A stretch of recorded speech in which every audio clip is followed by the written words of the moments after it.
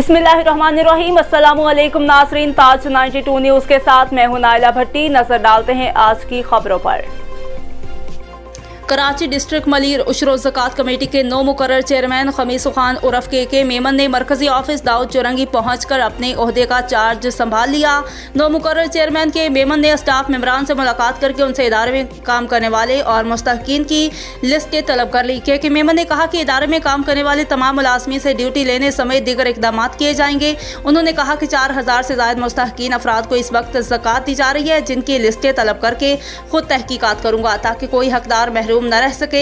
जबकि मुस्तकबिल की मनसूबाबंदी के तहत तमाम मुस्तहकीन को कार्ड के ज़रिए ज़कात देने के लिए अमल दरामद शुरू किया जा रहा है।